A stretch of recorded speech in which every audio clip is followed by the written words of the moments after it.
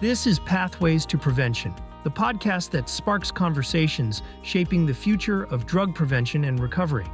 Powered by the Drug-Free America Foundation, we bring together leading voices like policymakers, researchers, faith leaders, prevention experts, and real-world changemakers to tackle the biggest challenges in the fight against substance misuse. From breaking trends to innovative strategies, we explore what works, what's next, and how we can all make an impact. You're here because you care about creating a world free from the grip of addiction. Together, we'll uncover the stories, solutions, and strategies that drive meaningful change. Thank you for listening. Now, let's get started. Welcome back to the Pathways to Prevention podcast, where we spotlight people, programs, and possibilities shaping a healthier future for our communities. Today's conversation takes us right to the heart of prevention work, where grief, healing, maternal health, and community-based care all meet in one powerful story of becoming the resource you wish you had existed. We'll unpack how compassionate support before, during, and after pregnancy can change the trajectory of families' lives, and why that absolutely belongs at the prevention table. But before we dive in, I'm excited to share that registration is now open for the 2026 National Prevention Summit happening February 17th and 18th at the University of South Florida's Student Center in St. Petersburg, Florida. The summit is the premier gathering of prevention professionals, advocates, and community leaders who are serious about building healthy communities. You'll have the chance to connect with experts from across the country and, quite frankly, from across the globe. Join interactive sessions and explore innovative strategies for tackling today's most pressing drug-related challenges. If you're ready to be part of the transformative, solutions-focused event and to link arms with others working to build a future free from the harms of substance use, make plans to join us in St. Pete in February 2026. All right, let's get into today's episode. I want to acknowledge that today's episode does touch on pregnancy, infant loss, grief, and maternal health and prevention. And so I want to let you all be aware of that and do what you need to do to take care of yourself as you listen to the impactful story and impactful work that we're about to unpack today. And so without further ado, I am so grateful and honored to welcome Maiye Waller, the founder and executive director of the Mace Anthony Williamson Foundation. Welcome to the podcast. Thank you. Thank you so much for having me. I really appreciate it. Thank you so much for creating this space for this conversation. So I always, of course, like to start by naming that the work that I do lives at the intersection, of course, of grief, maternal health, prevention, and community. So thank you so much. Yes, absolutely. And before we really unpack your story, Mace Anthony's story, and the resource, the Doula Project, I want to just start off with just, for folks just meeting you, how do you introduce yourself and the work that you do? That's a really good question. So if someone is just meeting me for the first time, I'm Maiye Waller. I'm the founder and executive director of the Mace Anthony Williamson Foundation, and I lead a statewide initiative called the Doula Project Resource. But that's just when you meet me for the first time. But when you get to know me, I'm a mother, I'm a leader, I'm a servant, I am a wife, I am a friend, I'm a sister, and I'm a person, and I'm a great asset to the community. So that's who I am. When people first meet me, absolutely, I'm the executive director and founder. But when you get to know Maiye, the person that is about to do this podcast with you, and I'll speak on these great things, but I'm Maiye today. I'm Maiye. So thank you. I like it off camera before we hit record, you're talking about, I like to introduce myself as I'm just Dave. Yeah. I'm a human being before anything else. And I feel like we click on that value, that sort of ethos as well. And I'm excited for folks to get to know who you are as a human being. But I'm going to challenge you. In one sentence or two, I'll give you two, Who is the foundation here for, and what gaps are you trying to fill for families? Well, if I could, in one sentence, the foundation exists for families who fall through the cracks of the system. And that is the traditional healthcare system, welfare system, poverty system, socioeconomic problems. So the gap that we fill is very simple, but is extremely critical. And that is by us providing consistent, culturally grounded human support before, during, and after pregnancy, because we see them as a person, not just a client. So if I could say that any better, I think I would, but I think that's the best. I mean, I kind of put you on the spot and You really did. challenge you I with that. started sweating. Where's my deodorant? In our planning for our conversation today, and I kind of teased it in the introduction, you said something that was incredible, that really just opened my eyes and made me want to lean in and tell me more. You said, I became the resource I always wanted. So what does that mean in practice? What's the story behind that? So when I said that, it was me letting you know that, instead of asking where the resources were, I became that. I became what I wished had existed. And when I lost my son, what struck me the most wasn't just the loss itself. It was how quickly the support that we had when we were at the hospital, it left. It was no roadmap. Nobody saying, here's what's next, here's what's to come, and it was no preparation. So when I said that, I was meaning that I built something, or I'm continuing to build something, because it's still not that thing yet. It's not that. It is a beautiful resource, but it's not that. I haven't hit that vision spot yet. But I wanted to build something that didn't just respond to crisis, when it happened. I wanted to walk with families long before that even happened. Long before that happened. So yeah, that is how Mace's legacy shows up in everything we do. It's not just a story that we retell over and over. And that's what I was telling you as we prepared for this. That it's not a story to just keep drilling over and over, because it happens to just not him. Okay. Mm-hmm. But it's a standard. How we show up is a standard, of course. So if a family is scared or overwhelmed or grieving or navigating the pregnancy without support, we have to show up in a way that honors Mace. Mm-hmm. Mm-hmm. And that's it. Yeah. Absolutely. And listeners, you'll likely notice, throughout our conversation today, our hope, our guiding pillar is to honor Mace and the legacy without sitting in the grief. We don't need to retell that traumatic story, that pain. I don't want Maiye to have to go there and relive that pain. Yeah. But we want to honor it and honor him and honor you also, Maiye, for how you are carrying the work forward. But we want to really get into, what are you building? What have you already built? How are you helping others? And so without going into anything you don't want to relive, what were some of those things you really truly saw missing in the system that made you say, I have to build something different? For me, it was because I was a Medicaid mom, and that's what they called Medicaid moms, right? And I lived in North Carolina at that time.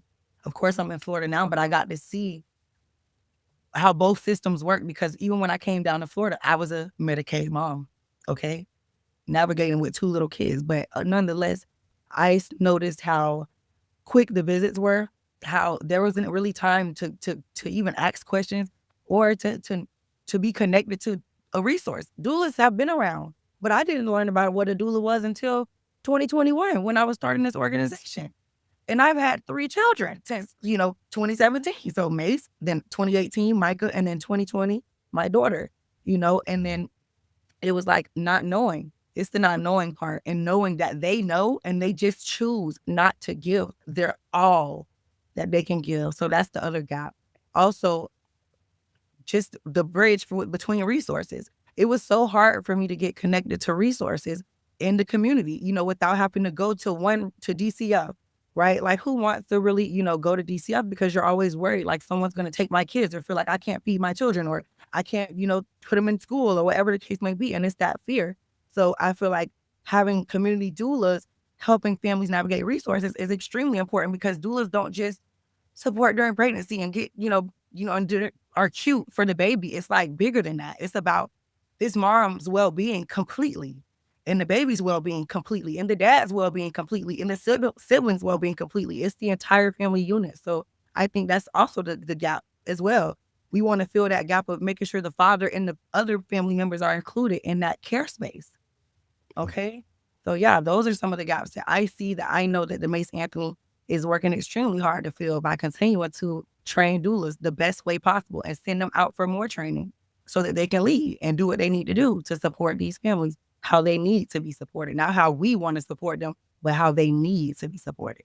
How they need to be supported. And that's, yes. And I didn't know what a doula was until 2022.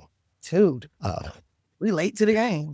And I'm in my 40s. So it's a part of the foundation, speaking of doula, as we sort of continue down this conversation, the Doula Project, that's one of the big things that you have built. So can you tell me a little bit about the Doula Project? What is it? What do y'all do? Absolutely. And that's my baby. The Doula Project is my baby. And because it's so funny, when I started the organization, I didn't have any doulas. It was just me. I was the Doula Project Resource, but I had the foundation of what, I was building the foundation of what I would want it to look like. So I had to be the first one. I had to do it. So a lot of people, when they hear the word doula, but they don't really have an understanding of what it really looks like. And they hear it, but they don't really have the understanding of what it looks like and what it is.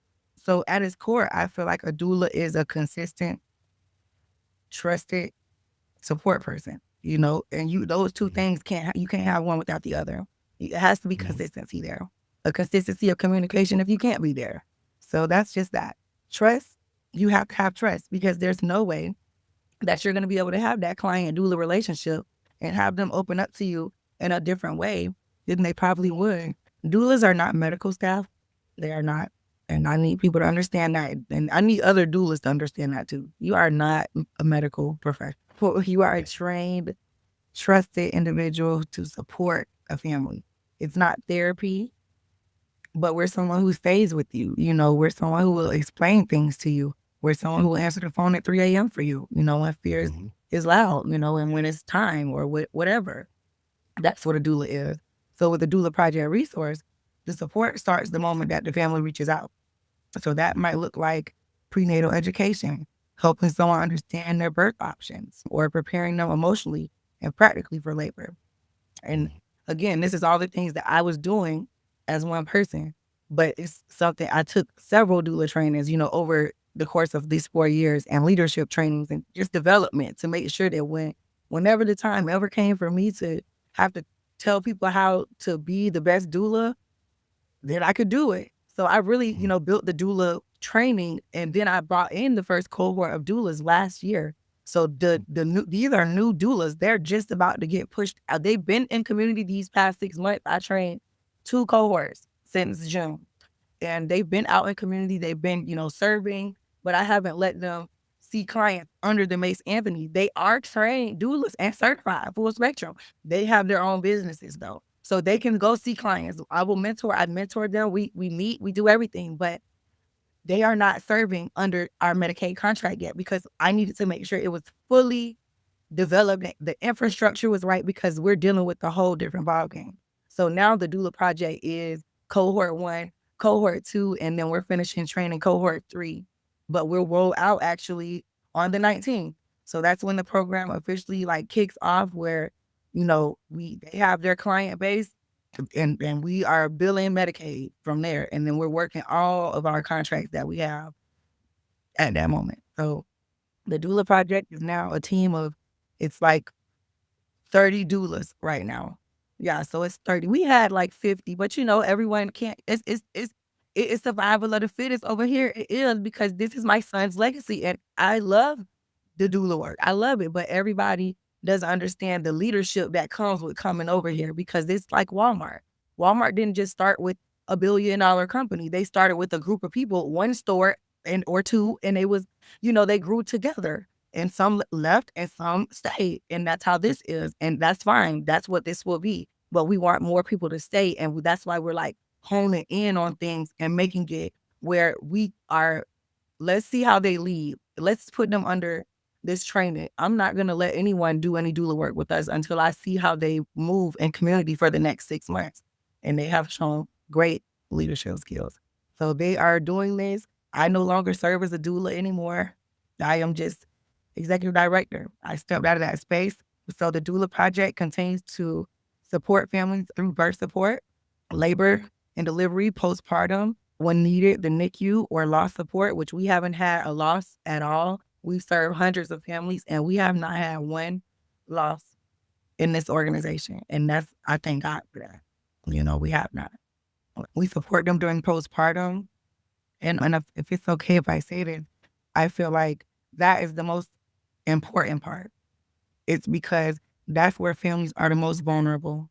And they really are, because it's that the money is, sometimes we're dealing with, a very vulnerable community. They don't have 401k and retirement plan. They can't take 12 weeks off of work. It's not like that with the families that we're dealing with. Some of them can't even, they don't have PTO. They don't have that. So we want to support them the best way we can. We can't always offer financial assistance, but having a doula to be there to make sure that the basic needs are met for the family, checking in with them, watching out for mental health concerns, helping the parents to feel more confident, taking, initiative to support with the other children. And I feel like that's what sets the Doula Project aside from anything else. And it's never a comparison, because it's none. We're all doing this for the community. However, I set a standard over here, because we can't just be the doula. We have to be the everything for them. So my Dave summary of all of that. So, and I know I trust you'll point me in the right direction, pull me back, correct me. But essentially, the Doula Project, you are part one, training, coaching, mentoring doulas. Mm-hmm. And then part two, not in order or anything, but you're actually providing or sending those doulas out to the communities to work, to serve, to help people. Sort of those kind of the two main pillars or buckets. That's right. That's absolutely correct. That is absolutely correct. Okay. And what I felt sort of when you're talking about sort of the role of your doulas, I don't know the textbook definition of doula, but it feels like there's the doula lane, the doula work, but there's also that community navigator, that peer support element also, not just sort of there in the birth moment and, right after birth, but there's connecting to all those community resources that you were talking about as well. Absolutely correct. That is absolutely correct. So that's why we, like I said, I've been building, because, we have a meeting tonight and I'm going to talk to them about the leadership track and stuff. We want them to become trainers, with us. We've had cohort 1 come and do the cohort 2 doula training and help me kind of facilitate it. So it's kind of like, I want you guys to move up. So if you be a lead doula or, become a doula trainer, or a regional doula lead, because it's going to grow to that point where I need eyes in Orlando. I need eyes in Miami. I need eyes where, my eyes cannot be all the time, and people that we really trust. So yeah, the Doula Project essentially is a peer specialist role, a community navigator role, and they have opportunities to take those trainings to become a peer specialist, so serious. And we will pay for it because they deserve that. I've got 3 other questions sort of related to the Doula Project, but you just prompted another one. For community members, moms that want to work with one of your doulas, how does that work pay-wise? Like, who pays for it? They go on our website where they see us at a community event. They fill out a form. We follow up with them within 24 hours, because after 2 days, that mom might not want to doula anymore. We need to get her. Boom, 24 hours. We're going to call her, set up a consultation with her, get her insurance information, of course, get everything that we need for her, see how she needs to be supported and served. Okay, what does she need? But if she does not have insurance, we're going to help her get some insurance. But if she's out of network, period, we'll try to get her sunshine. But sometimes she has other kids and she can't switch her insurance like that because her other kids are under there. So it will cause issues. But we have funding now where all we have to do, because we're a support hub, that's what they call them in St. Petersburg, the community support hubs under Gulf Coast Jewish, we're a support services provider under there. So in addition to Medicaid, we're also a support services provider that Gulf Coast Jewish will pay us for doula services for families who don't have, like, say, for instance, they don't have paperwork, right? Or a social security number, right? Think about the ones who are really vulnerable, who don't have that access, but anyone can get Medicaid. But just nonetheless, if they're scared of the system and they still want a doula, we want to make sure that they can get that. They can get that through us. And the hub doesn't ask for them to provide a social security number. So it works. Everyone wins. So whether they have Medicaid or not, we're still able to see these families and be able to pay the doula for the services they're providing. Yep.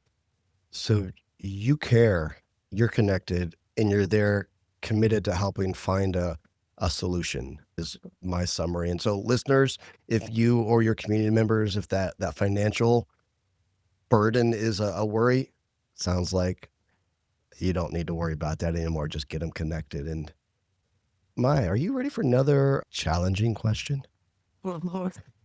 Walk us through a day in the life of one of your doulas. What does supporting the family actually look like from, we'll say, from first contact to postpartum? Educate me. Okay, so from prenatal, so from the time we first touch the family, what it looks like. Okay, so of course, like I said, we intake the family. We, ask them their basic needs and, what they need. Like what are areas that you need socially, emotionally, right? Physically, like what is it? What are your needs? So what can we do? Who can we connect you with? So we want to know what they need. We have them fill out that or ask them questions just to not really get in their business, because I don't like to pry too much when I first talk to a client. I want to make it like a conversation, like, girl, yeah, me too. It's really sweet. But the support then starts with, okay, she tells me what she needs. We set up the first session. And typically the standard for me as a doula, I need to talk to you at least 2 times a week. Twice. So, and then when I say talk to, I mean have a session with you, educate you. So we're going to, we're not initially going to talk about a birth plan. I need to get to know you. So I'm going to have some education sessions with you at first. We're going to go by trimester. So we don't want to give them something. We don't want to talk about labor and delivery when they're only 3 months pregnant, right? We want to just ease them into it. So, it's about a series of sessions that we do based on their trimester. If they want us to go to a prenatal appointment with them, or if they're open to it, we will. If not, depending on the circumstance and whatever the case is going on with the mother, I like to send them to the doctor with questions, because like I was telling you, when I was going to the doctor, it was like a quick, hey, you good? Everything's okay? Okay, bye. It's like, well, what if this mom is pre-eclamptic? Like, what if she has questions and she needs to know, like, what is the most comfort measure for her? Like, what are the risks? What medication? Like, what is the risk of me taking the medication? And I need to know what they're taking, because I need you to know what questions that you're going to go back and ask them confidently. Pull it out on your phone, put it in the notes, and ask the questions. Because I promise I'm going to help you find your voice. If you don't have one, I promise I'm going to help you find it. So that's that, just that advocating in that way. And then, of course, I told you the birth plan. So really, doulas, we create a doula care plan for them. So doulas have to make the plan for how are we going to care. That's the emotional need, the social need. And then we make the birth plan later on, maybe about maybe 7 months, because that's closer to the delivery. It's like, okay, it's exciting. Now we're at the birth plan, but I'm hyping them up the whole time about the birth plan. Like, oh yeah, we're going to add this to the birth plan. And we talk about it a lot, but I'm creating it by the paperwork that I'm building every single time I'm doing a session with them, right? So that's that. And then just, when it's time, help making sure that hospital bag is packed. What do you need for that hospital bag to be packed? Making sure the dad is prepared, or the grandmother, whoever is their support people. And then they go to the hospital, call us, or however that system might work between them and the doula. But my clients know, please don't call me when you get to triage. Then let me know once they check you, and then call me again when you're at least maybe 5 or 6, because anything could change at that time. So then I come, I'm there when the baby comes, hopefully. If not, we're there just laboring because you never know how long it's going to take. And then the baby comes, we spend a little bit of time. I, talk to the nurses. I get all the stats and everything. Everyone's name I need to know. I'm taking notes. I know the whole team, everybody. I introduce myself, of course, as the doula. I'm pretty cool. Like just how I'm talking to you, I'm professional. I'm funny. I'm sweet. So I'm like likable, right? So the hospitals know. And then they come home from the hospital. I don't see them immediately because they just had a baby. They need to get adjusted to that. If they need me to come immediately, I will. But typically it's not that. We kind of let them ease their way. And then we set up the next time, which is about a week after they had the baby. I'll come see them.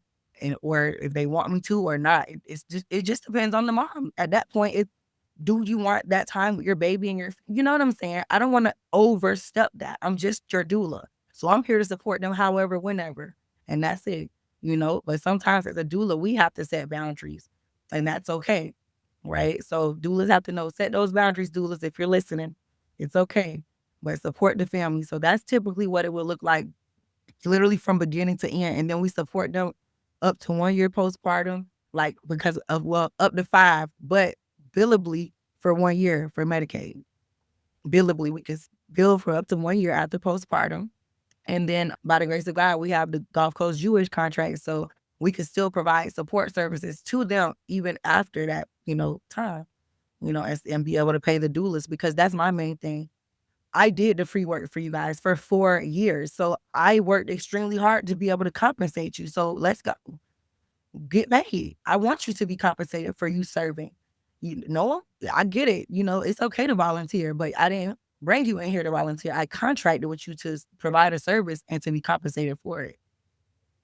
The right way, an ethical way, a good way. And we have some great doulas, and I'm not worried about it. I'm excited for it. You say birth plan. I can't help you. You could probably see me on camera just smirking a little bit because I'm just reflecting back on my own, just one birth experience. So very, very narrow scope. And in the Mike Tyson quote, everybody's got a plan till they get punched in the mouth. That was us. I shared my wife's a PICU, NICU nurse. And so she knew about doulas, educated me. We had a doula, we had a plan. And then sweet baby Eleanor wanted to come a whole month early and bags weren't packed. None of that. We're like, oh, we're having a baby today. Okay. But our doula was good in that, in amidst that, I'll call it chaos. It wasn't like chaotic, but it was an uncertain surprise time. She was that coach, that guide, to help keep basically my wife and I grounded and sort of focused. And what do we need to be focusing on here to keep things moving forward the right way as well. So I just knowing your values, your character, your ethos, your ethics, I know your doulas will be that rock, that foundation if the plane goes out the window too. Yeah, we got to pivot. That's what it's about, because it's true. Like, you're absolutely correct. Like, you can make a plan all day, but things happen all the time. And I seen it, happen where we were absolutely no C-section, but that mom was extremely exhausted, and they said it, and she was just like, okay, forget it. I'm just going to do it. And, I couldn't do anything about it because she made a choice, and I wanted to make sure she was sure, because I remember what she said, and she was sure. And I have to respect that. And that's it. That's my job, is to just support them with whatever, however, and whatever should happen, know how to pivot from that. And that's getting to know them, that the two times a week check-in all the way through the birth, you're getting to know them and what's important to them. So then when you're in the hospital and the doctors are saying, oh, we should pivot and do this, we should pivot and do that, you already know what's important to that mom, to that family, so you can better translate and help them understand their options as it relates to what they care about too. Because oh my gosh, when you're in that room, just from my dad's as a dad experience, they're saying, oh, you want to do this, you want to do that. I don't know what any of that stuff means. What? Your head's spinning, you haven't slept. So having that trusted doula to help guide is really, really powerful. And you had shared several things just naturally because that's how you roll. But what are Yeah. some of those small things your doulas do that families tell you really make the biggest difference? Oh, that's a really good one. And I wouldn't even call this small because it's actually it's pretty big to me, but it's probably Mhm. small to someone else. But our doulas there, they have their own gifts, talents, skills, ability. So it's when we do events, like when we raffle off stuff, like just hearing the testimonials from the people at the events, just how happy they are about the stuff, the gift certificates that they get from the doulas. So one of our doulas, she does like yoni steams. So that's one thing that she's like, I want to give back, in that way. Another one of the doulas, she does herbs and she like herbal things. So she, makes teas and just different stuff like that. So just wanted to give that back. That's one thing that people say is just like, they're different. You got something different there. And I'm like, I know, because I don't know anything about herbs and stuff or your Mhm. team. So you got some people who know it. So I think just having the uniqueness, I think that's the one thing, just the fact that the doulas are unique. Like, and that comes from community. And I hear it from our partners too. And just as far as the moms that we serve, just how sweet the doulas are. Like, we don't, with those duffel bags that we give out and distribute in community, they're Yeah. like 5 pounds. And it's a bunch of diapers, wipes, and just all this stuff in there for the mom and the baby.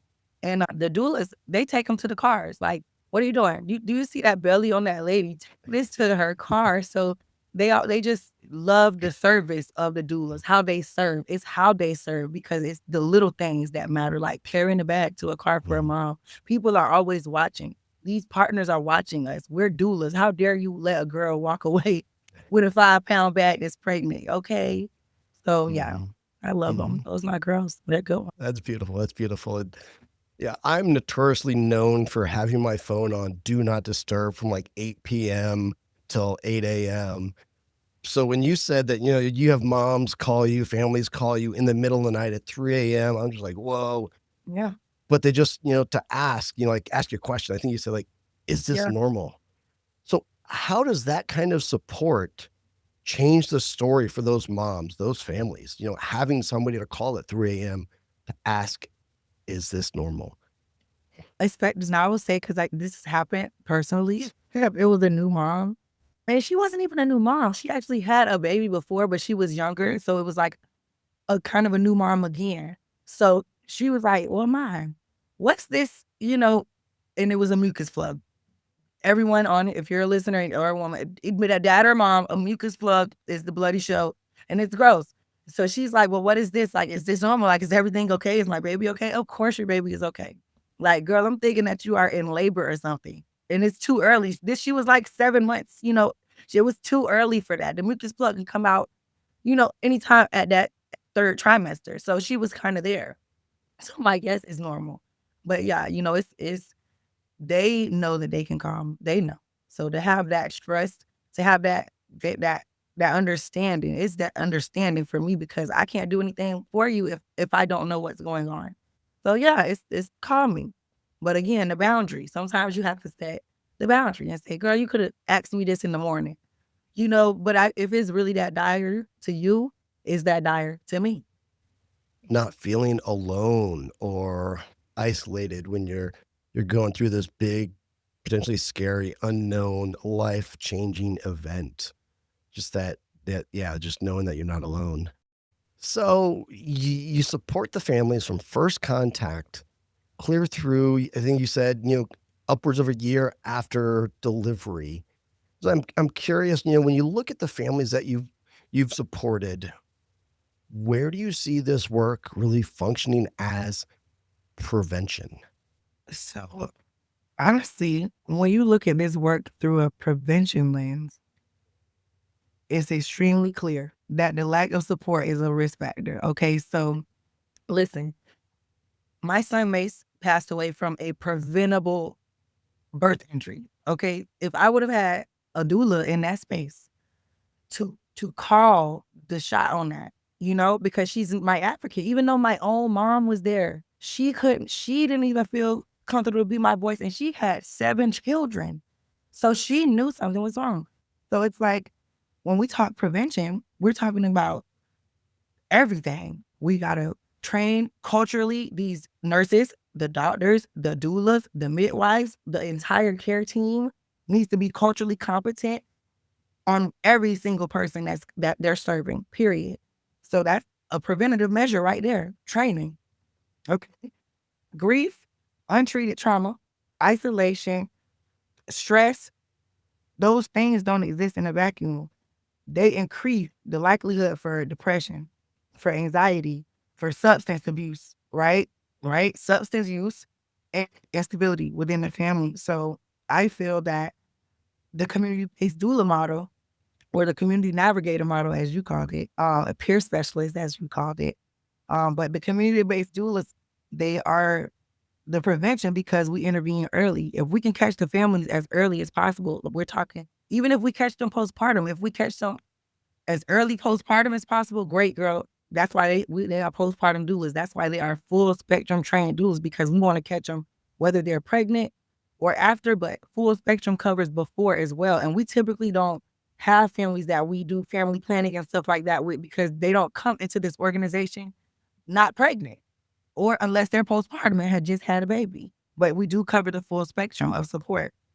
Now, we reduce the stress before it becomes a crisis by being that support for the families, connecting them to the resources that they need, whether that be mental health resources. If they are dealing with substance abuse, that's something that's why I build partnerships and connections.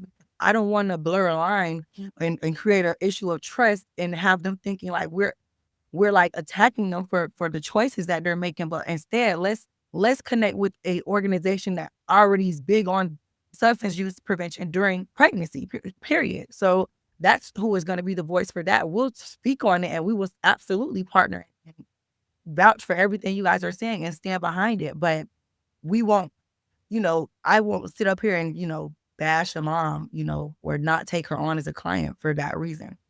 But I feel like being that doula and having that support for those families helps reduce the stress. And this is especially important for Black families who we clearly know historically and statistically have faced disproportionate rates of maternal and infant health and fetal mortality. Now, our work pushes back against the inequities that we see with the system. But first, we have to build trust. And that's where the doulas come in at. Mm-hmm. And you're both lowering risk factors and you're adding a ton of protective factors at the same time. What it sounds like to me with my prevention lingo, prevention lens. Yeah.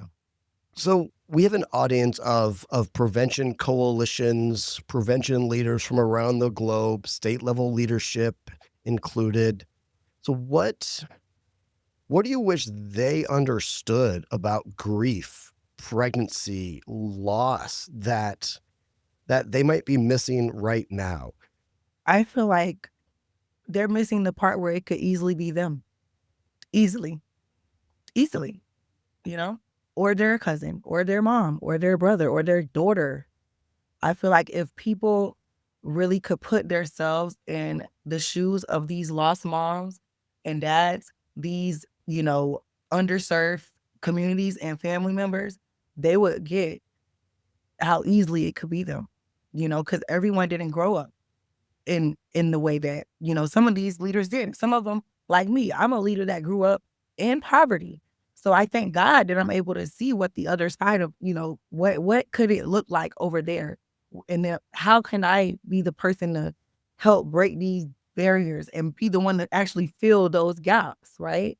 And I think that if leaders actually took those rose-colored glasses off and really, really, really looked, they would see how easy it is to fix this up if we all just came together collectively and all just did the work and really do the work and understand it's not about money. Is absolutely needed and necessary to do the work, but it's voices. We need numbers. We need a good, powerful group of people to come together and fill those gaps too. And that's just what I feel like they're missing. They're missing the part of being human. A lot of work, but at the same time, even the smallest step, the smallest email introduction or text introduction or sharing of here's my number, call me anytime, how those small acts are quite simple to do, but can have such huge impacts. You've done a lot. A lot. I mean, you went from being a young mom grieving and fighting a hospital to leading a national nonprofit. And it's not just a quote nonprofit. You've got an ecosystem of team members, of partners, of change agents and community navigators and supporters of just caring human beings that want to help others. What does your ecosystem look like now? Who's at your table? Who is at my table? My goodness, that's a heavy question. I just smiled so big because I'm like, he is the best. Like, he is hyping me up. I'm just like, because he's talking about, oh my goodness. Wait, who's that? Who's he talking about? What? Me? What? Little old me. But yeah, it's true. You said it though. You did, because what, did start is, local work. And I'm going to be completely honest with you. I always used to say in the beginning, because I was so intimidated, honestly, I would say, and I would use my son as my backbone. And I would say, I'm going to keep this small, because I don't want anyone I was still grieving and hurt. Like, I don't want anyone to take my son serious, in this story about him, and that was a really hard thing for me. And I was like, I'm never going to get Medicaid. I'm never going to go after, those things. I don't want, anyone's money, or I'll take care of this, like that mom thing, like, because I don't want anyone to say no to me about my son. And then, so it was hard to push past that. But I'm like, you know what? I'm going to. And what, started off as local work has grown, into not just a baby footprint, it's a national footprint. And I thank God for that. So we, have secured public, and philanthropic funding, federal funding. We built infrastructure that allows us to scale this organization responsibly, which I thank God for that, because I was so intimidated by that. I'm like, once we got it, it just made me I'm not scared anymore. I mean, of course, I'm a human being, but I'm like, okay, this is everything I worked hard for. So we sit at the tables with the hospitals, with, different health systems, community partners and coalitions, and even national organizations like Drug-Free America Foundation. And I'm often the only person in the room or on the Zoom with both the lived experience and then also having that operational authority over something. And it's intimidating. It is intimidating, but that matters to me. Having that dual role, it matters to me because I understand the system, but I also understand what it's like to be one of those families and to serve those families and how those families are meant to be served, by these systems. And that's what I feel, I bring to this. And I thank God for it. So thank you for honoring that and bringing that up, because it is absolutely an ecosystem. And it's funny you use that word, because that's what I was saying, ecosystem. Like, once I started building and making partnerships, I'm like, we're having an ecosystem. We're building a conglomerate of doulas. Geographically, where are y'all located? I mean, you just kind of offhand mentioned like Miami or Fort Lauderdale, St. Pete, but part of your ecosystem, it started local, but it's grown. So where are y'all at? So we're headquartered in St. Petersburg. That's where I'm at. We operate in Tampa, Florida, Oviedo, Orlando, Florida, Miami, Florida, Coral Springs, Florida, Hialeah, Florida. So down in South Florida a lot, which I love. So going up north, we got Jacksonville, Gainesville. Up further, we have Alabama, Georgia, Virginia. We got cohort 3 now. They're in California, Ohio. So it's like, we're touching some territories right now. We're working our way. I'm making our way. And I'm like, every single time one person is over there, we're over there, because that's our boots to the ground. Because how I build is, if I'm in St. Petersburg, I need to know all the community partners, just like how we have all the partners, right?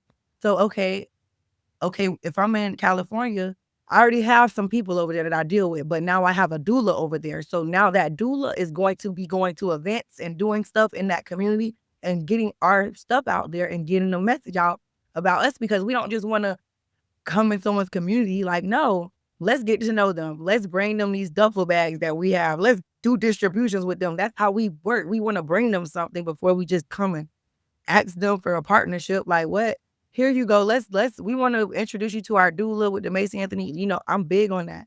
And that's how we're going to continue to grow, by training doulas in different spots, whether they virtually work and serve through the Mace Anthony, which we can build for that. So it's like, it's always a way for us to continue to build, and everyone is able to be compensated for what they do for us. You know what I'm saying?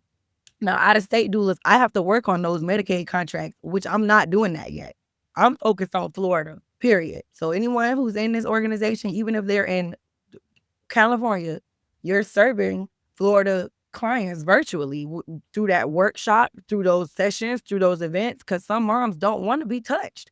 They have trauma. Some of them don't even want you to come to their house. So they're perfectly fine with a virtual doula, right? So that's how we're able to work that program, where we have virtual support and in-person support, whichever that person prefers. So yeah, thank God for growth. We done made it a little bit. Yeah, a little bit. I already see that empire. It's already there. Yeah. Okay. Well, so if a prevention coalition is listening right now, which they are, and they're thinking, gosh, we need to be working with doulas. What are 2 or 3 concrete steps that prevention coalition could take this year to head in the right direction? So for any of the prevention leaders listening, thank you first. But I feel like a good collaboration works best when it's built on respect and sustainability.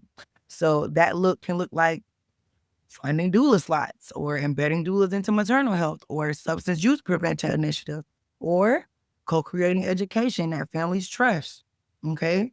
It also means compensating community leaders for their expertise and not just asking them to share their pain. Okay. We're going to ding, ding, dong, right? Don't ask me. Okay. I'm just kidding. You can ask me. I would do anything for anyone, seriously. God is good. But good collaboration would feel like a shared responsibility. So if you, as a prevention leader, feel like we share the responsibility of this community and making sure that these families have the support before the crisis happens, I would love to have a conversation about it. Performative collaboration feels like being asked to carry the emotional labor alone, and I don't do performative collaborations. Yeah. Mm-hmm. That kind of leads me to where topic I wasn't sure if we're going to actually get into, but I would love to just pause and sort of speak to it just a little bit. In from the lived experience world, one thing that I've seen and try to raise awareness about, and I know you and I talked about in the planning call, but good collaboration around lived experience versus the kind where you're just asked, hey, will you come tell your story? And then they just move on. What should good collaboration look like or feel like to you? So it's not that just, hey, come tell your story, and that's it. That's a really good question, because that's why I'm here talking to you today. Good collaboration looks just like this. Just like this. This is a beautiful example of what collaboration looks like, because when we initially met, you allowed me the space I needed to tell you how I needed to be supported, right? And how I needed. You said, how do you want this to go? And that was like, it melted me, because I'm like, it's not often you get asked that, right? Because some people set a tone like, this is how this is gonna go. This is the layout, and this is it. And then you do it, and then it's over. It's like they drop it whenever they drop it, and it's over with from there, and just nothing to follow through with that. So this is what collaboration looks like, because you gave me, an opportunity to give you my insight on how I would like things to flow, and it's doing, right? But also, I know that this isn't the last time. I know that you know my story, the pain, so you won't just take it and just crumble it. You will, how can I support this further, right? How can I help you grow this further? Because when you know something is great, you just know it, right? But if you don't, that's what I said about performative collaborations, because when it's something, it looks good and it will look good on paper. It will look good to to certain people, but it's like, no, I don't care about things looking good. I care about the longevity of how will this support someone else when they hear it, when they see it, when they see us do things together. How many more people can we set free by us working together? So this is what collaboration looks like. It looks like this, and knowing that there's going to be a continuation of it, a level of consistency with it. I'm not saying we have to talk every month, but I know that there's some reason why we're connecting, and it's not just this one thing. I will always be one email away. I know, I have had that happen to me, and I will never call a company, but when I first started, a big company, you would never even think that they would do something like this. I'm like, I'm a little person. I'm just getting started. I thought that I was doing something great, and it was going to be something great. And it was just for them, for their DEI stuff. It was never about Mace Anthony Williamson. And it wasn't, because honestly, they didn't even go together. They didn't even align. It did, but it didn't at the same time. Because honestly, I was so new, and I really didn't have a lot to say, because I didn't really know. Other than to talk about my son that I just lost, I didn't know anything. So it was kind of exploiting, honestly. You're not alone in feeling that from the lived experience, folks. Like, more and more of us with lived experience are setting those boundaries and knowing our value, seeing it and believing it, holding true to our values too. So you're not alone in that feeling, and it is getting better and better every day. The more we speak up and set those boundaries. I want to ask about opportunities. You gave some good concrete steps for prevention coalitions, talked about good collaboration. So now opportunities. What do you see as the biggest opportunities for prevention folks and maternal health advocates to really like lock arms in, say, the next 2 or 3 years? I love it. I think that when we think about all what are we preventing? We're preventing babies from passing away from suffocation, sleeping with their parents. So safe sleep, preventing death from that. Also, doula support, midwife support, substance abuse counselors, just getting more out there about substance use, because it is an epidemic. But I feel like if we all come together as a preventative coalition, I want to be in the preventative coalition. I want to be in that. I feel like adding doulas to that space, it will be everything, because especially ones that are, actually getting the education and actually knowing where, trying to give the resources out to the family, not just, not really serving. That's what I said. Community leaders, community doula leaders, because you have to be able to connect and make resource connections. So, and sit on meetings like this, you have to be some type of bridge. You need to get the knowledge. So we're going to start winding down, because believe it or not, we've been recording for 1 hour and 5 minutes. Woo! Anything we haven't talked about you'd really like to share, or something you want to say directly to parent or caregiver? And then, where can folks go to learn more about the foundation or the Doula Project? Well, I want to just affirm, of course, the communities that we serve and that we will serve, because the families that we work with are incredibly resilient. They are, and they're doing the best they can. Brings me to emotion. But what often gets missed is the wisdom that they have, that the life that they had to live and grow up a little bit early. So they have a little bit more wisdom too.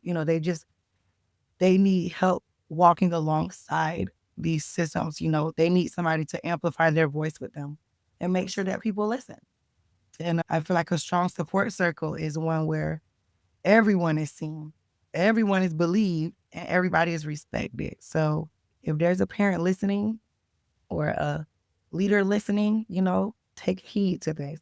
But parents, if you are having someone who's, walking alongside with you through your pregnancy journey, or you're walking through a difficult pregnancy journey or a loss, I want you to know that you are not failing, okay? You're surviving, and that support exists, and that, if you want to learn more or partner with us or support the work that we do with the Mace Anthony, you can visit our website, themallfoundation.org, and share this conversation with nurses and doulas and public health leaders or anybody that's building prevention strategies, because I feel like community care, doula care belongs in every plan.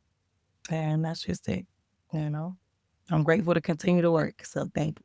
You've summed it up so beautifully. Listeners, check the show notes for links to the website, social media, so you can get connected and invite a doula to your next coalition meeting to continue to expand and build the community support to better serve and help everybody in your community. That's And I just got to thank you for showing up authentically, for being real, for being you, and doing the hard work you've been doing these last, 4 or 5 years, 4 years ago. It's going to be our 5th year in June. honoring Mace, letting that legacy live on to change lives and save lives. So you're not alone. You're doing amazing things. And I can't thank you enough. Can't wait till we connect again. In person, I hope. Oh, okay, it will be. I'll see you in February 17th and 18th. Beautiful. Hooday. Beautiful. Thank you for joining us on this episode of Pathways to Prevention, brought to you by the Drug Free America Foundation. Together, we're building a future where communities thrive and individuals live free from the burden of substance misuse. If you found this conversation valuable, don't forget to subscribe and share it with others who care about making a difference. Your support helps us reach even more listeners around the world. To stay connected and explore more resources, visit us online at dfaf.org. Let's continue to spark conversations, drive change, and create pathways to a healthier, drug-free future. Until next time, thank you for listening and for being part of this mission.